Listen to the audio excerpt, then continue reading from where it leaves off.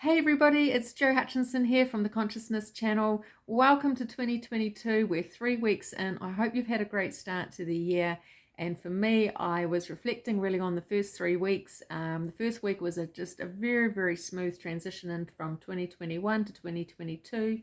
And then the next week, wow, did lots of stuff happen. A lot of very unexpected things happening. So 2 family members rushed into emergency to hospital.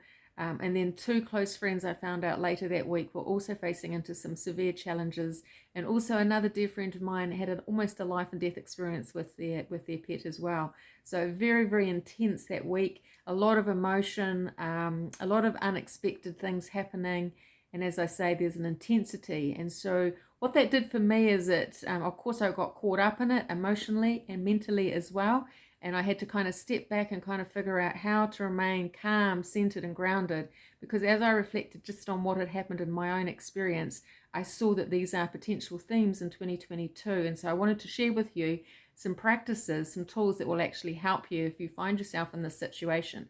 So I wrote a blog post and it's called 5 Practices You Can't Ignore in 2022. So I'm just going to quickly share these with you. The link to the blog post will be in the comment in the description below, so you can always link onto it there. But meantime, let's just jump straight into it. So practice number 1, cultivate a daily practice. So a daily practice is something that you do just for you. So before you switch on your phone, before you have that coffee, before you have that shower, what is some kind of a practice where you really come from being asleep to suddenly awake and engaging with the world, but getting yourself in the right space, in the right headspace, in the right headset before the outside world comes knocking on your door. So for me, one of the things I love to do is I have a yoga and a meditation practice that I do daily. Before I did that, I used to always go for a walk or do some form of exercise. Some people like to journal, some people like to read. There's really, really lots of different ways of doing it. But cultivate some form of a daily practice that you do every day that's just for you. So number 2 is to learn how to master being centered and grounded. Now, I think this is a real key thing that we're always learning, because we have moments when there is a lot of intensity and it literally knocks us off balance, but we need to learn how to come back to balance really, really quickly.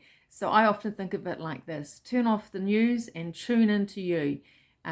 Take some nice, slow, deep breaths and just allow the tension and the busyness to release and relax. Just slow everything down. If you can learn to meditate, that's a really powerful way of doing it.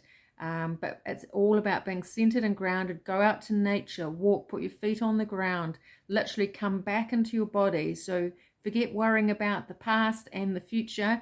Just come back to this like present moment and be really present within yourself. Hand on heart, come back to your core, and hand on even the solar plexus is also quite powerful too. So number 3 was about developing your intuition. Okay, everybody is intuitive. We are all intuitive. This is a skill like any other. You can master it and you can tune into it a lot more effectively, particularly when you do number 2, when you master being centered and grounded, and also building on when you cultivate a daily practice.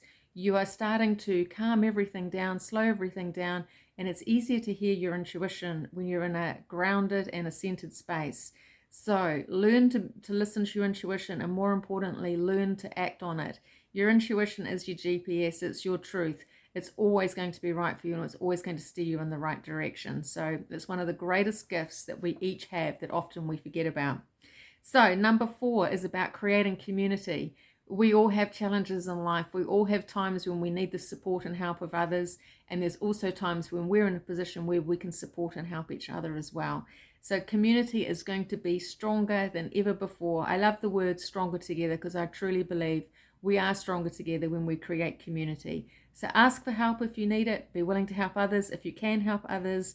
But also have that sense of connection and that sense of belonging. Such an important thing. And lastly, number 5 is simplify, simplify, simplify. It kind of says everything, but you know, in a world that's very consumer driven, we have a lot of stuff. So the more that you can simplify, the more that you can let go what served its purpose, the more that you can release what you no longer need. Lovingly bless it, pass it on to someone who it can help, or recycle, or in worst case event, throw it out. But just really simplify and come back to what's really important. I feel like that's going to be a very strong theme in 2022 as well. So in this quick video, those are my top 5 practices that you can't ignore in 2022. So number 1, cultivate a daily practice. Number two, learn how to master being centered and grounded. Number 3, develop your intuition. Number 4, create community. And number 5, simplify, simplify, simplify. So pick one of those. You don't have to do all 5, but I'd love it if you just picked one. Leave a comment below. Let me know which one that you've picked, which one you're actually going to commit to doing something with. I'd love to hear that.